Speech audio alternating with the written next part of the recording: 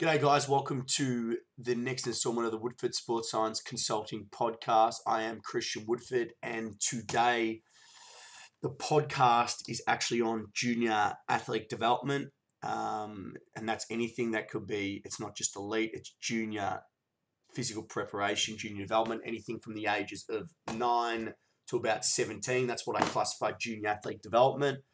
And how in Australia we can improve as a whole in terms of physical preparation and what we're doing wrong and how we can improve on it.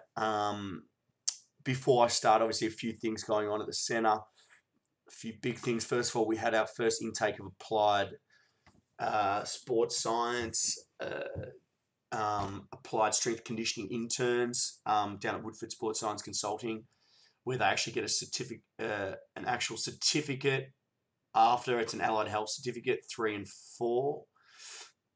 We started that off this week, an induction day. Went really well. We've got about 50 passionate students, all from I'm pretty sure all of them from exercise science.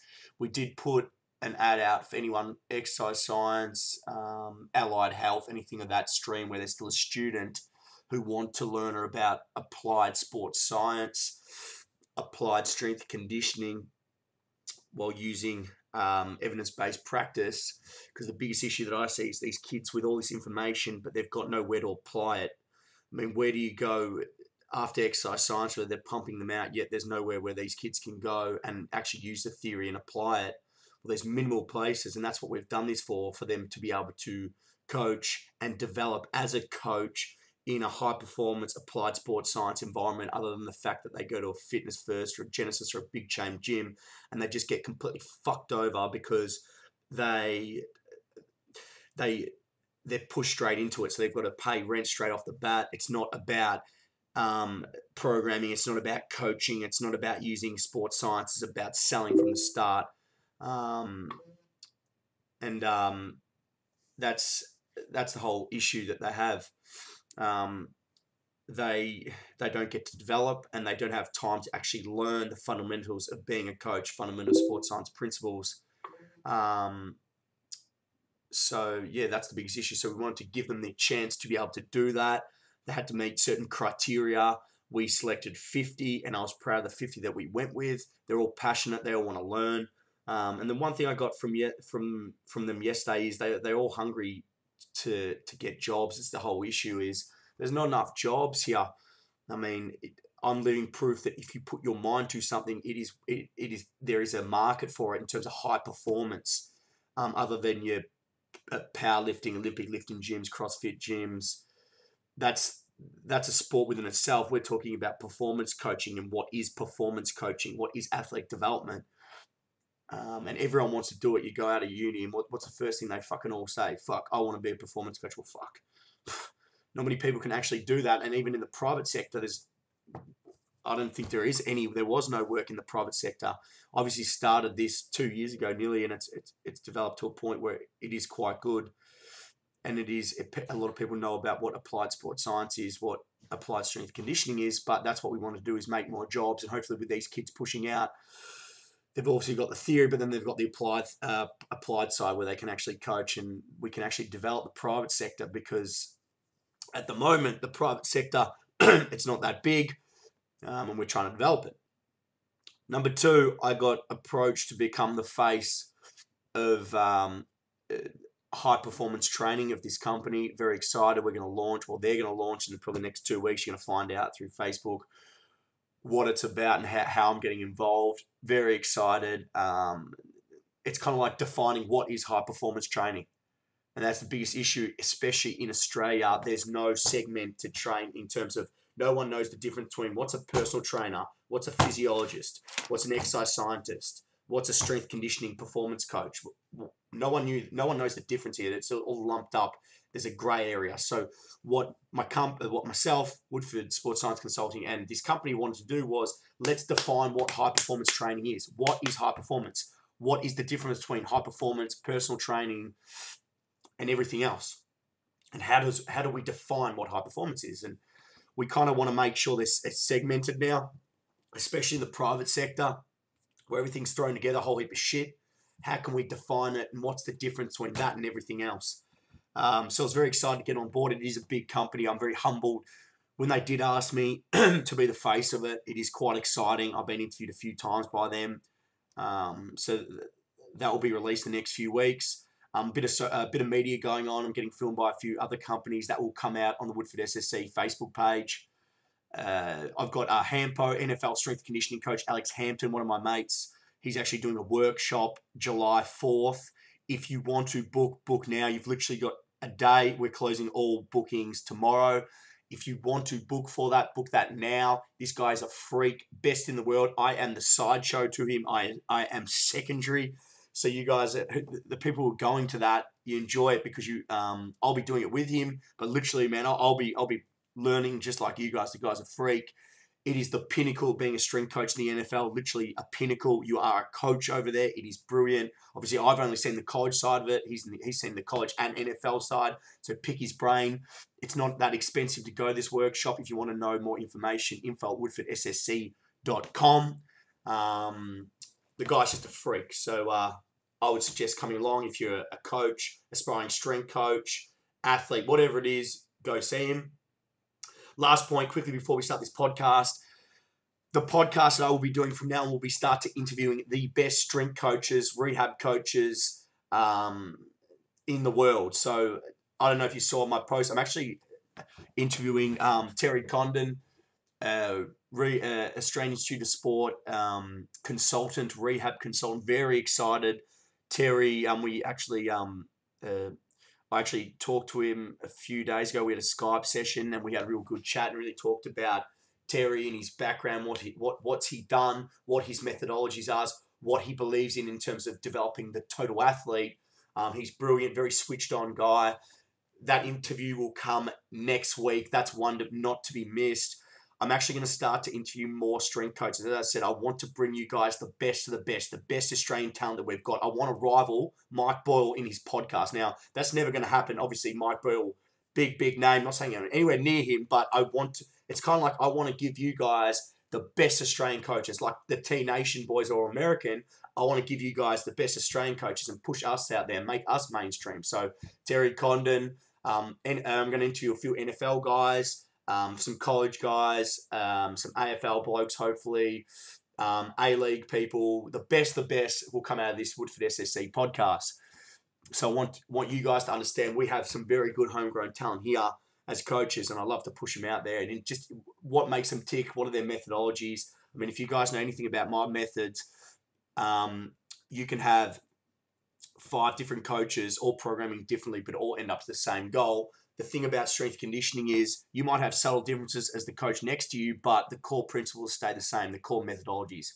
Compound, multi-joint, multi-planar, ground-based, kinetic chain, posterior chain development. So you can have subtle differences the way you coach, the way you program, what you like, what you don't like, but the core methodologies will always stay the same. Do the basics well, and the rest will come. And that's one thing that I've always pushed hard is stick to the basics, because the basics will always work 99.95% of the time. You do something explosive, you do a lower body push, a squat, you do a lower body pull, which is a deadlift.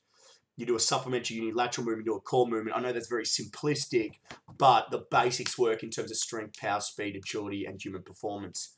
Stick to the basics and you'll reap the rewards. Okay, so junior development. So going back to the first thing I was talking about. Junior development's an interesting one. Especially in Australia, you've got to look at what is our main sport in Australia. What is it? AFL.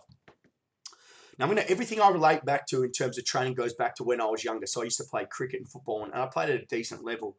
I'd hope to think I played at a decent level, both cricket and football. But everything I go back to is when I was younger. And the reason why I started this career was because at 14, I actually got cut from a squad. And the reason why I got cut was because I was too physically, I wasn't big enough. I got pushed off the ball. And that pretty much relayed the reason why I wanted to become a strength coach, or why I had interest in health and fitness, human performance, was I was obsessive with it from the age of 13. If you actually read some of my posts, I actually used to print off bodybuilding posters and how they used to train. And this is back when I was 12 or 13. And I used to print it off and I used to smack it on my wall and say, okay, well, this is how you train your chest. And it was back then, it was pretty much train like a bodybuilder. As most of you guys know, most strength coaches, you start off as train like a bodybuilder because you don't know any other way.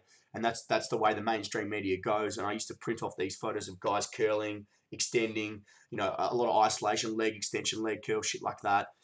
And I used to put it on my wall and I used to look at it. And when I was younger, went back, I played football since I was 6 or 7 anyway, and I went all the way up, and obviously I only quit like 4 years ago because of this business, and I went to America, and I still want to come back next year. That's the dream that I harbour. It's just an issue with work. I work a lot, and it's very hard. So back when you're younger, the first thing you're told to do is run for athletic performance. Run. When you run, what system are you developing? You're developing your aerobic cardiovascular system. And you're told to run for prolonged periods of time. So you look at cross country in schools, they don't push you into sprinting or doing any athletic development. It's not really sprinting. It's a big focus placed on, if you're a junior footballer, you're told to run. And you're told to run, hey, if you want to improve your athletic performance, you should run. And you should pound the pavement for 10, 20 kilometers, and you should run. That's how you can improve your football performance, your athletic performance. And it's always interesting, and I always think to myself, if I knew what I knew now, and it sounds stupid, but if I knew what I knew now, and I trained like an athlete, and I started this from when I was 9, and so I did some sort of movement-based training. I did some movement efficiency-based training. I got taught basic athletic development, athletic attributes like sprinting, jumping, understanding how to land, understanding how to accelerate, de-accelerate, and change the direction. These are basic motor skills you need to learn as an athlete, which we don't get taught as Australian kids, because as I said, we focus on aerobic development. There's a bit of data out there to suggest these days, and I'm kind of big into, as you guys know, the CNS, neuromuscular adaptation. When an athlete is actually younger, there's something called neuroplasticity. Now, your CNS as a kid is like putty, and when you're younger, it molds the stimulus placed upon it. So in the most important years of a junior athlete's life is the years from probably, I would say, 10 to about 15, where your nervous system is like putty, and you can mold it depending on the stimulus you placed upon it. Now, the biggest issue I have is you've got interchangeable fibers. When you're a younger kid, you're training completely slow twitch, your aerobic development, cardiovascular development, you're training completely slow twitch. So the fibers will adapt to that characteristic, and it's going to train you to get slower. And this is a big issue I have in terms of junior athlete development in Australia, because you see all these young kids and they're all breaking down, and you look at cricketers as well, they're all breaking down with either overuse injuries and a lot of soft tissue injuries, but mainly overuse injuries. And the greatest example I can give of that is, a few years ago, I was the head sports scientist at the National Soccer Carnival for Vic Metro. And I remember the physio came in and said, put up your hand if you've had an overuse injury before. And 3/4 of the room put up their hand. And what that is saying to me is, as a sports scientist, as a strength coach, these kids are overtraining, or their training loads are too high. They're not allowing enough rest or recovery. There's no monitoring involved, and they're doing too much running, too much aerobic-based work, and not enough musculoskeletal loading, not enough neuromuscular development. And that's terrible for kids age in the bracket of 11 to 14, especially when they're younger, when their body is quite adaptable to a stimulus, and you are flogging the shit out of them, and you are training to failure, or you're saying no pain, no gain, you must run for 20 kilometers. Never mind about the load going to their body. Never mind about the chance of overuse injuries and the long-term problems you can place on that athlete. And that's what's happening and that's what's happening at most local clubs. Is what a lot of people don't understand at local clubs is, you have their health in your hands. As a junior athlete, these athletes could play next level. They could go further on in their career if you have more of a sports science and you have a training smarter attitude. And the biggest issue is these days is they are flogging these kids. I'm going to relate back to America here. And what happened was, when I was there, they had in America, they have like these days where the schools come to these big universities. So Maryland University was obviously the university I was at. And they had these training days. And what they do at these training days, it gives the opportunity for these coaches, the Maryland coaches, to look at some of the talent coming through from the local schools. And what these kids have to pay, I think it was like $200. It was for the whole day. And what they learned skills off these coaches. They learned physical prep. They learned how to recover better. It was like holistic. It was like a full preparation day for these kids. So over everything, technical, tactical, and physical, psychological, everything was catered for these kids, even down to the nutrition that they ate and they drank and everything they learned about their bodies. And these kids were ranging from anywhere from 14, 15 up to 18, 19, just before they hit college. And one thing that I got from these kids was the high standard of athletic development or physical preparation. I was taking one of the groups, so I had to take the speed-based group and learning about running mechanics, sprinting mechanics, and I actually said to them, because I was from Australia, and it was just so interesting to see the differences in athletic development from an American kid to an Australian kid. I understand gridiron is a purely anaerobic strength, power, speed-based sport, but you can still train similarly like strength, power, speed for an Australian kid like you can an American kid. And I was asking these kids, when did you start lifting? When did you start doing some sort of athlete-based performance coach training? When did you start laying the foundations for strength, mobility, stability, flexibility, conditioning, sprint-based mechanics? And a lot of these kids started when they were 12 or 11. It's actually funny, in the States, they actually have classes for lifting. So it's called lifting for performance or strength or power development, anything like that. I can't remember what it's exactly called. But these kids have an actual curriculum. It's built into the curriculum where they go to gym. So it's not like PE. They go to gym and they learn the basic primal strength patterns, squats, deadlift, Olympic lifting. So you're cleaning for athletic performance. And these kids learn it from the age of 12, 13. And when I saw these kids, it was unbelievable. I couldn't understand. Like, these kids were quick. They were explosive. They were strong. They had basic running, sprinting mechanics. They learned the basic motor skills needed for athletic performance. And in my opinion, the issue is in the Australian kids, they don't get taught these basic athletic development motor skills, like how to jump, how to sprint, how to land, eccentric strength, the ability to absorb the force and control the landing, the ability to change direction.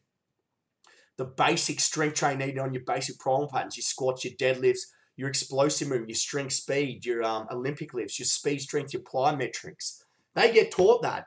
Our kids don't. It's interesting. It was just so interesting to see and talk to these kids and say, well, where did you learn this from? Oh, we learned it from school. We learned it from our teachers, I don't think they're called PE teachers. I don't know what they're called there, but they have that specific class for lifting and athlete performance. It was unbelievable to look at and to see this focus on neuromuscular anaerobic development compared to the Australian kids, where it's all aerobic development, it's all slow twitch development. The Americans' kids are all fast twitch development. And when you come down to my performance center, you'll see the emphasis placed on junior development and the long-term view for junior development. So what we try and teach our younger kids and our junior athletes is the basic motor skills in terms of sprinting, jumping, landing, acceleration, deacceleration, change of direction, strength, power. We place such an emphasis on teaching these athletes basic motor skills, but basic primal strength patterns in the gym, and which leads to really strong transference, but also a really strong, efficient junior athlete, which is so important because it lays the foundation for everything. And that's the biggest issue we see is we have kids come in here and all they've done is aerobic development. Now this comes down to education. Now, if you read my post, one of my goals is to evoke change and change the game, but also is to have a educated and applied strength conditioning coach in every amateur-based team in Australia in the next 5 years. If you look at what's common acceptance in amateur-based teams at the moment it's physiotherapists, which they've got their role as well in terms of diagnosing and treating and injury prevention. But to me, prevention's better than cure. So I can't understand why amateur teams wouldn't hire, like a physio, which we could make it mainstream, like a physio, a strength and conditioning coach who gives best practice on training, recovery, nutrition, hydration, anything like that, who can enhance your athlete's athletic performance, but also improve their long-term performance by educating the coaches and the junior developing athletes on a proper holistic strength and conditioning physical preparation program. And it doesn't happen here in Australia, not at all. It doesn't happen at all. And I can't, for the fucking life of me, I can't understand it. We've got so many educated coaches and applied strength conditioning coaches, sports science kids coming out of these universities, yet they don't get used. I don't understand why. I can't understand the benefit from just a basic body weight strength program for a younger kid is huge. The adaptation will be huge in terms of movement efficiency, in terms of strength, in terms of power, in terms of speed, in terms of injury prevention, in terms of learning basic motor skills for an athlete, in terms of neuromuscular development and developing the nervous system. It's huge, and I can't understand they won't do it because of traditionalist-based approach, because we're stuck in the 80s. Now, I'm not saying America is the be-all and end-all. I'm not saying, shit, they're the best. We have to go with everything they do in terms of student-athlete development. I'm not saying that, but there's little bits and pieces we can pick up from them that we can learn from. Example, start coaching these athletes. Get a strength coach in. And that doesn't have to be me or my company. I'm not saying that, but hire a strength coach, and there's so many, or give them an internship and let them develop. Let them develop their skills as a strength coach. They're not going to fuck them up. They're going to facilitate them. Obviously, you hope to know they know what they're doing, but most of them should know what they're doing in terms of basic bodyweight training. But hire them, because it's only going to facilitate. It's only going to complement your job as a technical, tactical-based coach, skills coach. It's going to complement the player's skill set. It's going to improve their ability to perform the skill and make them a better athlete. And it's also going to prevent injuries as well. So, I mean, that's what we need to start looking for. Like the American-based example, they do max effort sprints. They do plyometrics. They do your basics, primal patterns, your squats, your deadlift. They do cleans. They do everything. And they're developing their neuromuscular system, where the Australian-based athletes, because they think football's an aerobic-based sport and they've got to run for prolonged periods of time, and they don't have to do interval work, they don't have to sprint, they don't have to do vertical jumping, they don't have to do broad jumping, they don't have to do any strength-based work. If you read any of my posts, and this is for all the coach, this podcast was done for all the coaches out there, all the skill-based coaches, all the junior developing athletes. You know, if you read all my posts, strength is the foundation of everything. A stronger athlete's a more powerful and quicker athlete. Greater strength, greater power, speed, potential. So as your strength goes up, your power, your speed, your agility, even your work capacity to a point will go up, especially junior-based athletes. You can do strength training and they'll improve their running performance, their neurological efficiency out of sight. They'll be a lot more efficient as an athlete instead of just doing this cardiovascular aerobic work. So that's one thing that I wanted to get the point across in terms of junior-based athletes. So all the junior-based athletes out there, all the junior-based coaches, you have such, in terms of junior elite, junior development from the age of 9 to about 17, you have their future in their hands. You have their future in their hands. You can make such big inroads in terms of athlete development at such a young age, where the nervous system is quite plastic. It's like putty, and you can really develop them, and you can really let the athlete adaptation in terms of your motor pathways and developing lots of neural pathways and developing the nervous system. You have a really big opportunity where you can develop them. Go out and find an educated and applied strength conditioning coach who understands athlete development, who understands physiology, who understands neuroscience, who understands biomechanics, psychology, programming.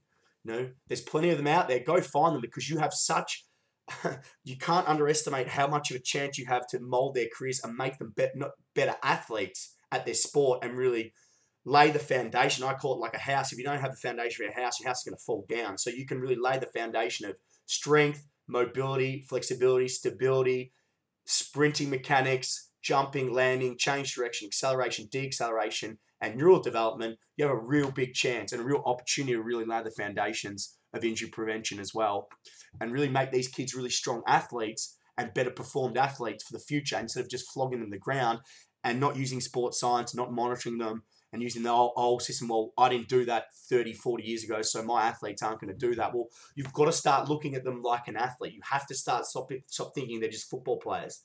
You've got to start being more holistic. It doesn't matter what age, you can start implementing this. This can be 10 to 15 minutes before your session even starts, or you can do it at the end of the session. It's not time consuming for these young athletes because their window adaptation is quite large. So any stimulus that you give them will yield really strong adaptation and improvement in performance. So you have to start looking at them more holistically and more from a perspective of, okay, let's increase athlete performance with a proper physical preparation program. Let's decrease chance injury. And this is what's going to happen is it's a domino effect, because once you start doing it, be a pioneer. Don't start going, well, just because no one's done it doesn't make it not right.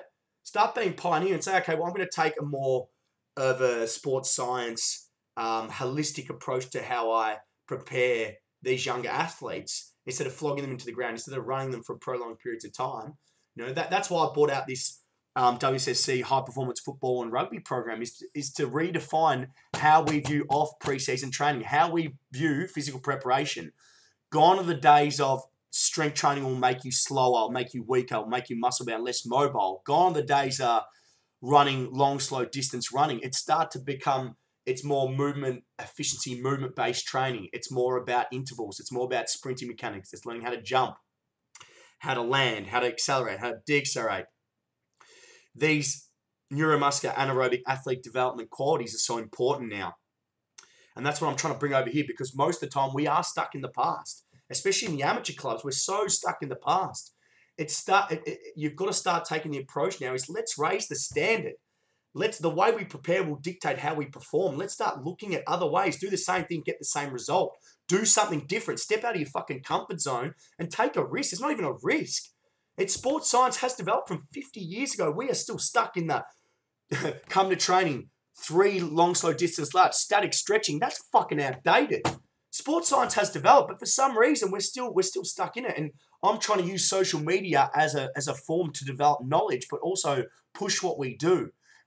And that's what I'm trying to do. So this goes out to all the skill-based coaches, all the young athletes. Contact us and see the difference. See the difference in your performance, also injury prevention. Even if you don't contact us, go to another evidence-based practitioner out there. And that's what we're trying to develop. Other than that, guys, that's my podcast. That's my rant today. Hopefully you guys take something out of it. Please share it with any skill-based junior developing coach. I'm always happy to talk to any junior developing coaching about sports science, about applied strength conditioning and our methods. Any questions, Christian@woodfordssc.com or PM the Woodford Facebook page. Other than that, guys, any questions, leave comment on the comment box. As I said, I'm really passionate about this one area in terms of junior athlete development. I think there are better ways that we can be doing and implementing programs that are more efficient for our junior developing athletes in Australia compared to the States, where you've got young kids who have such a focus on neuromuscular anaerobic development at such a young age. No, it won't stunt your growth because it's all relative to the individual. It's not like you're loading up and doing 100 kilo squats off the bat. It's more about movement-based CNS training and learning how to move and learning how to adapt and learning how the body becomes more efficient. Other than that, guys, thanks for listening to my podcast on junior athlete development. Hope to see you down the center soon. Thanks very much.